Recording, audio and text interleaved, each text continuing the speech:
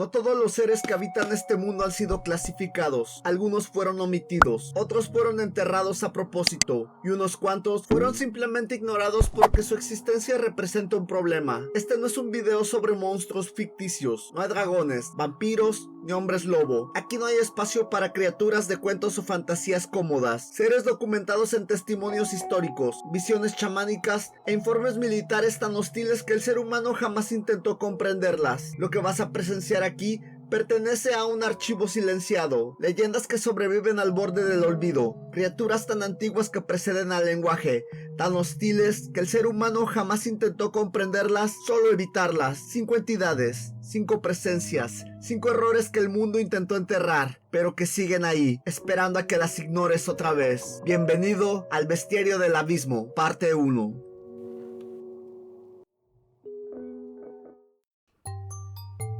En el corazón de una grieta en el planeta, donde las placas tectónicas no se han sellado desde tiempos prehistóricos, existe una cueva que los habitantes del sur de África llaman simplemente la Cueva del Maravilloso. Su nombre es irónico. Dentro se esconde un ser al que ni los dioses se atreverían a eliminar. Lo crearon por error y luego lo abandonaron. Esta criatura recibe el nombre de Grotslang, una palabra afrikaans que se traduce simplemente como gran serpiente, pero reducirla a una simple serpiente sería un error de análisis. El Grotslang es una combinación antinatural entre elefante y serpiente, una aberración con cuerpo escamoso, colmillos de marfil, ojos tan antiguos como la noche y una longitud que supera los 20 metros. Su cuerpo está revestido con una piel similar al onix y exuda un hedor a salmuera y polvo fósil. La leyenda cuenta que fue creada cuando los dioses todavía estaban aprendiendo a dar forma a las bestias, una criatura demasiado poderosa para coexistir. Los dioses intentaron dividirla, de ahí nacieron los primeros elefantes y las primeras serpientes.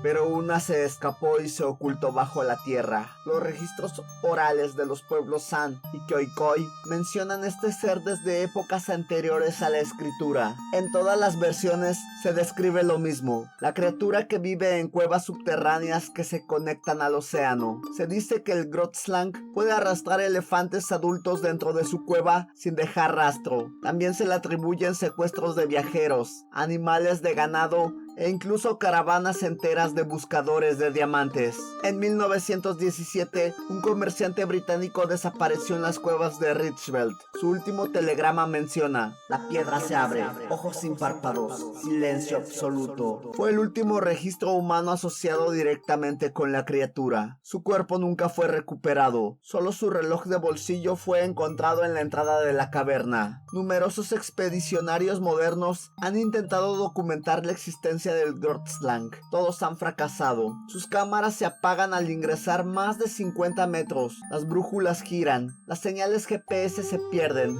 Se han reportado ruidos similares a bramidos y chirridos metálicos bajo tierra, pero nunca se ha capturado imagen alguna que confirme su existencia.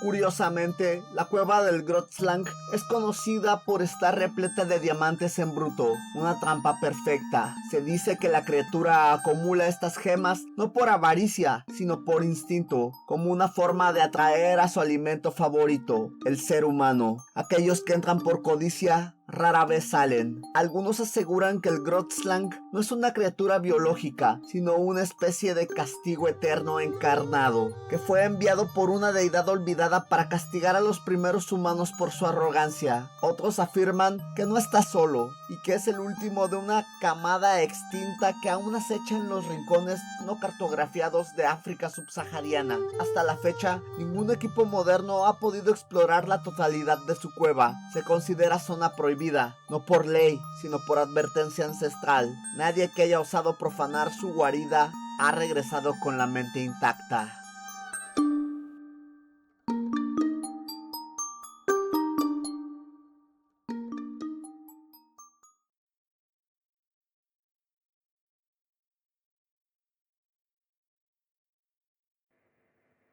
En los registros del folclore japonés más antiguos, cuando aún no se diferenciaba del miedo la superstición, se documenta una criatura que no rugía ni cazaba a campo abierto. No se necesita fuerza bruta ni velocidad, se movía en silencio, con belleza artificial y con una estrategia que no dejaba testigos. Su nombre es Gorogumo. En la superficie se trata de una mujer joven vestida con atuendos tradicionales del periodo Edo, cuya voz es suave y cuyo rostro conserva una sonrisa perpetua sutilmente perturbadora, pero esa forma es solo una ilusión. El término Gorogumo se traduce literalmente como esposa araña, y eso es, en esencia, una araña de gran tamaño que ha desarrollado la capacidad de tomar forma humana con el fin de atraer, seducir y devorar a sus víctimas.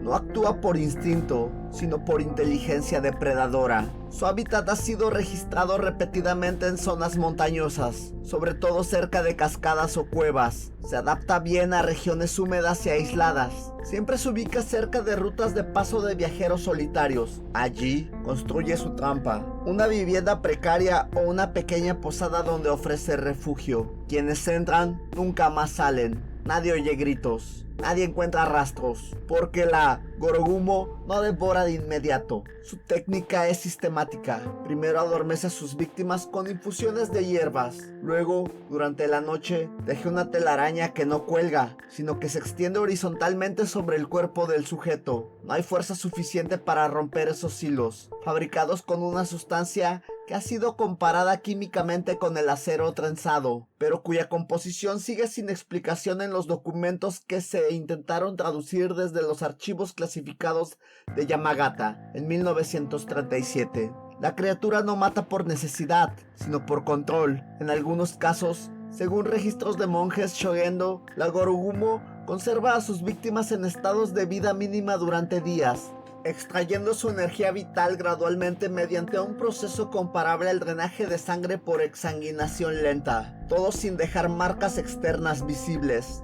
Se han encontrado huesos humanos incrustados en formaciones calcáreas dentro de cavernas del monte Togakushi. Algunos de estos huesos presentan cortes transversales precisos, como si hubieran sido diseccionados, no por herramientas humanas, sino por apéndices extremadamente finos. La textura de las heridas coincide con los microcortes causados por hilos tensados a alta velocidad, el tipo de daño que una telaraña aplicada con fuerza quirúrgica podría causar. Los mitos locales indican que Gorogumo puede controlar arañas menores, no como una reina, sino como una red neuronal viviente. Se afirma que puede observar a través de sus ojos, percibir vibraciones de pensamientos ansiosos y participar en movimientos a través de patrones emocionales. Es decir, no cazar el cuerpo, cazar la intención de huir. En ciertos templos rurales de Japón, aún persisten rituales destinados a mantener a esta criatura a raya. Incluyen el uso de agujas clavadas en figuras femeninas hechas de cera,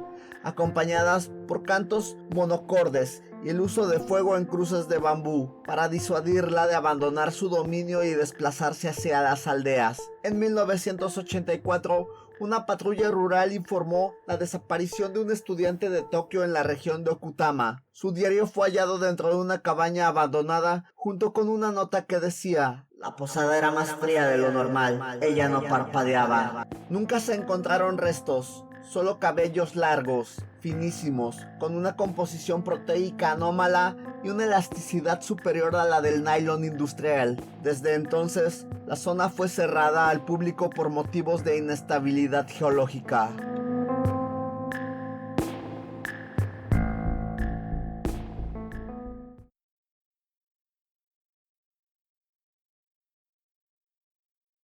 En la bruma perpetua del norte escocés, donde el mar golpea las rocas con violencia rítmica y constante, se han transmitido advertencias que no figuran en los mapas, leyendas no para entretener, sino para sobrevivir. El más temido entre estos avisos es uno cuya simple mención se considera un riesgo innecesario. Lo llaman Nukilabi. Nukilabi no es una criatura, es una plaga con forma. una manifestación de lo que ocurre cuando se fusionan el odio ancestral del océano con la crueldad inherente de la tierra. Su apariencia ha sido descrita por los pocos que afirman haberlo visto y sobrevivido. La descripción se repite con variaciones mínimas. Posee el cuerpo de un caballo enorme, descomunal, pero sin piel. Los músculos expuestos se tensan visiblemente con cada paso. Se observan las arterias palpitando, las venas recorriendo como raíces vivas su anatomía. Donde debería estar la cabeza del jinete, hay una figura humanoide deformada y fusionada al cuerpo. Su rostro es asimétrico, con una boca perpetuamente abierta que exhala vapor negro y pestilente. Sus ojos son de un blanco lechoso y nunca parpadean. No camina, flota apenas por encima del suelo, como si el peso de su carne no tuviera ley física, pero sí tuviera intención. El aire alrededor de Nukilabi se pudre literalmente. Donde pasa, sus cultivos mueren, los animales se agitan, el agua se contamina y las personas desarrollan enfermedades cutáneas sin causa clínica aparente. El folclore señala que los brotes de fiebre de heno, peste animal y pérdida de ganado en las Islas Orcadas a finales del siglo XVIII estuvieron vinculadas directamente a su presencia. En 1846, un informe eclesiástico redactado por Stromness menciona la desaparición de 3 jóvenes que navegaban cerca de la costa.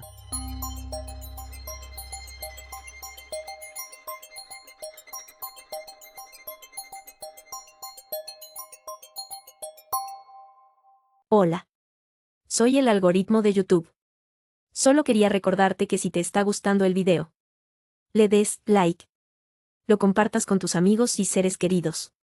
Y de paso, te suscribas al canal para que esta hermosa comunidad siga creciendo y el video llegue cada vez más lejos.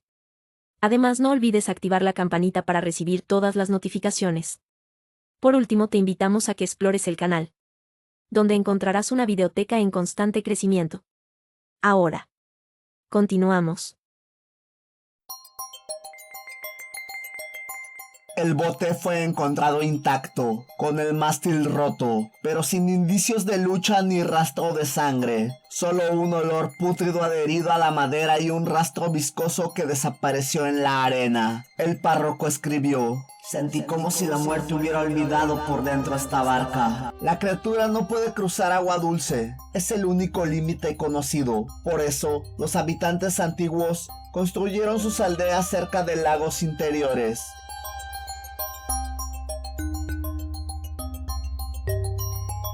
Algunos ancianos aún colocan recipientes de agua dulce frente a sus puertas en noches de tormenta por precaución. Hay quien asegura que el Nukilabi no es una entidad física sino una condensación de rencor ambiental. Cuando un lugar ha sido corrompido por siglos de violencia o sufrimiento sin justicia, él aparece, no como un vengador, sino como una consecuencia. No puede hablar, pero su respiración es suficiente para provocar pánico. Las víctimas describieron un sonido similar al de carne siendo quemada lentamente, acompañada de un hedor que provoca vómitos inmediatos.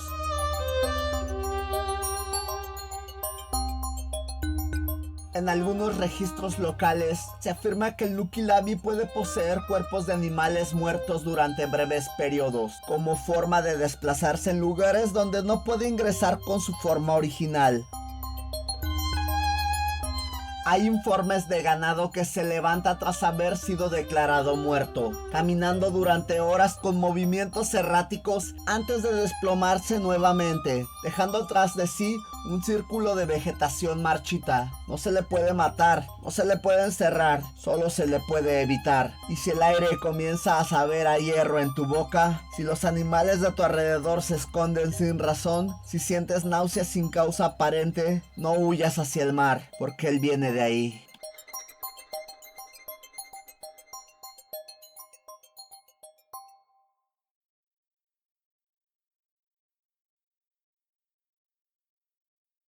En las profundidades del pantano de Bangueulu, donde el agua estancada refleja un cielo que casi nunca se abre, se han reportado apariciones de una criatura que no pertenece al catálogo biológico moderno. No vuela como un ave, ni planea como un murciélago, no se comporta como un animal, a veces ni siquiera parece moverse, solo aparece y desaparece. Lo llaman Kongamoto, cuyo nombre en el idioma local puede traducirse como el que derriba botes, pero reducirlo a una amenaza física sería inexacto. El Kongamoto es, ante todo, un presagio. Los primeros registros externos datan del siglo XIX.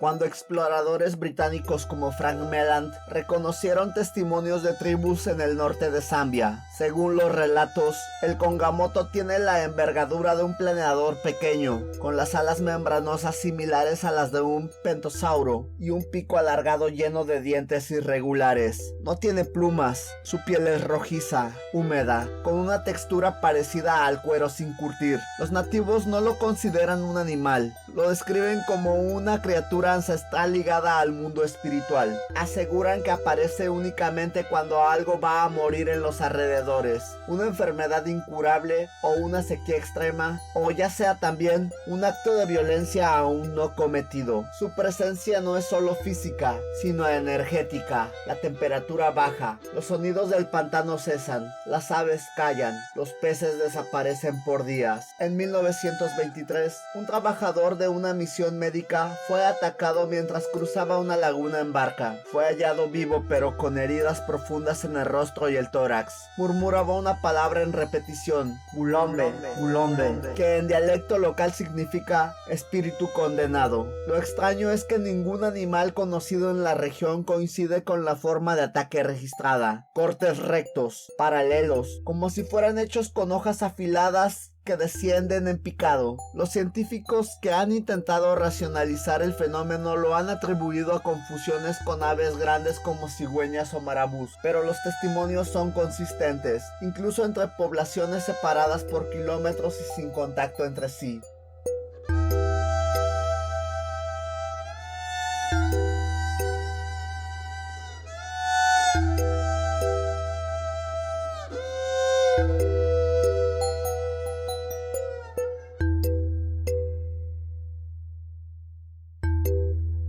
Todos mencionan un ser que oleada del agua sin causar ondas, que no emite gritos, pero cuya sola presencia induce un pánico inmediato incluso en los más escépticos. Una expedición arqueológica en 1956 encontró grabados en piedra en la región de Milunga, figuras aladas con hocicos dentados, rodeados de cuerpos humanos flotando en el agua negra. Las fechas de esos grabados coinciden con el periodo histórico de hambruna y epidemias en la región. Algunos teóricos del folclore africano sugieren que el Kongamoto no es una entidad física, sino un fenómeno dimensional. Se manifestaría como una proyección transitoria de un ser que existe en una capa distinta de la realidad, visible solo cuando ciertas condiciones atmosféricas y emocionales coinciden. Niebla espesa, muerte inminente y aislamiento geográfico. Las poblaciones locales no permiten que los niños se acerquen solos a los ríos durante la estación húmeda, no por cocodrilos, sino por el Kongamoto. No se hacen fiestas ni se celebran bodas si se le ha visto en los días anteriores. Se considera un anuncio, nunca un accidente. En uno de los registros más inquietantes, un piloto civil zambiano afirmó en 1998 que durante un vuelo de reconocimiento nocturno sobre el valle de Lungwa, su radar captó una figura voladora sin patrón de vuelo definido. Él no lo vio, pero la cámara térmica grabó algo.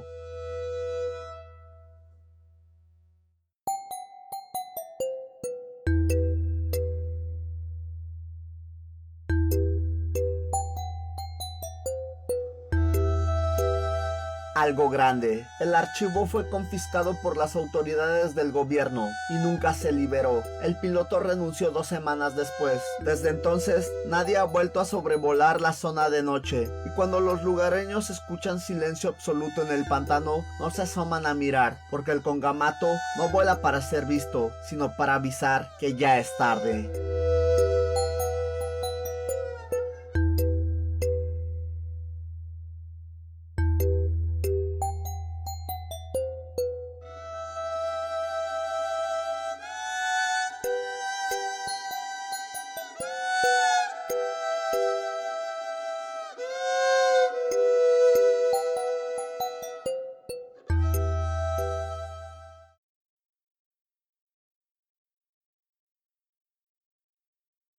En las regiones más inexploradas de Siberia, donde la tundra se extiende como un desierto helado sin final, existe una creencia que nunca fue completamente cristianizada ni reemplazada por la ciencia. Allí, entre cuevas subterráneas, montañas sin nombre y zonas vetadas por los propios mapas oficiales, se encuentra el reino no cartografiado de los Abasi. Esta palabra, que proviene del idioma de los antiguos pueblos yakutu, no designa a un dios ni a una bestia única, se refiere a una especie, a una raza infernal. Los Abasi son espíritus demoníacos caníbales que habitan el submundo conocido como Adi, una versión precristiana del inframundo.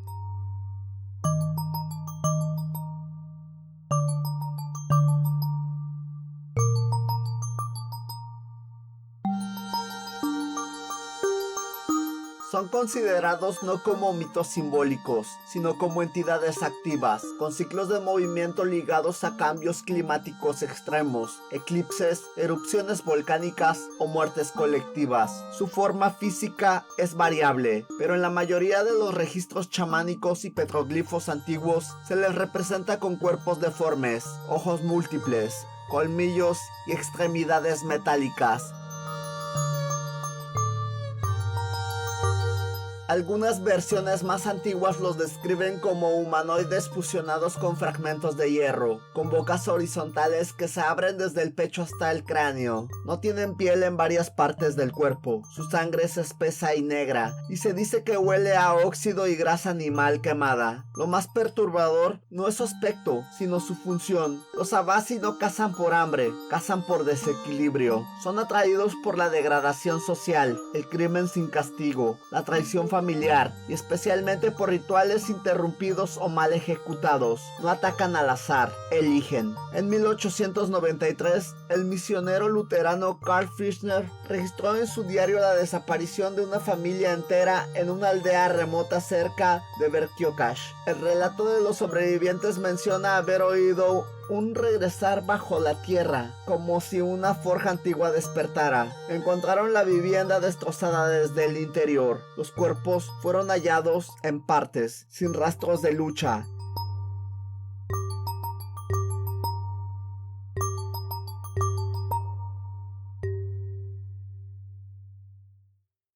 Pero con marcas de cortes circulares de tamaño exacto, como si se hubieran usado herramientas que no existen en ninguna cultura conocida. El mismo diario menciona otro detalle: las huellas dejadas en la nieve no eran de pies humanos ni de animal, tenían forma de espiral metálica. Los Abasi, según los antiguos ritos de los yakutos, solo pueden ser repelidos mediante el sacrificio de hierro puro, enterrados mientras se canta un cántico ancestral que ya casi nadie recuerda.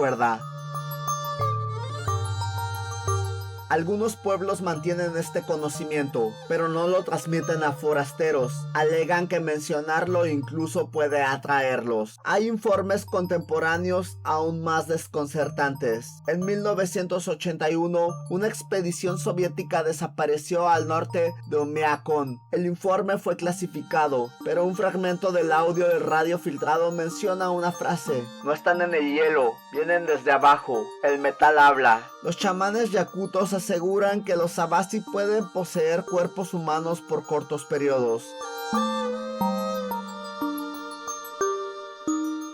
y que durante ese tiempo el individuo pierde todo reflejo y sensibilidad al frío extremo. En esas condiciones pueden permanecer activos sin protección térmica durante días. Su carne no se congela, se coagula. No existen fotografías, ninguna muestra auditiva clara. Lo único que persiste es la advertencia. Si en medio de la noche la tierra vibra y sientes un olor a aceite quemado, no te muevas, no corras, porque no están buscando ruido, están oliendo el miedo. Los Abasi no son ficción, son parte de un sistema de creencias que nunca fue desmontado. Nunca se les dio forma en los museos, ni se les vendió en figurillas turísticas, y aún hoy hay lugares en Siberia donde no se pronuncia su nombre, porque cuando se los nombra, ellos escuchan.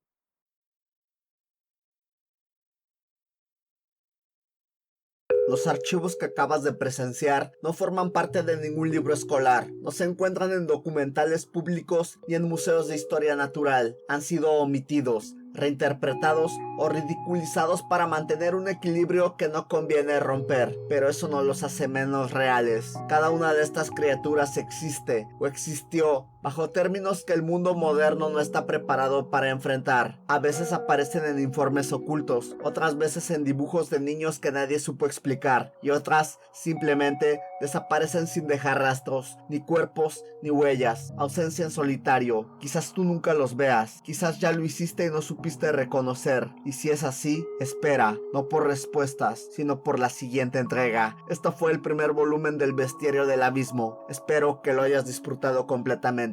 Esto es Narrador Nocturno. Buenas noches.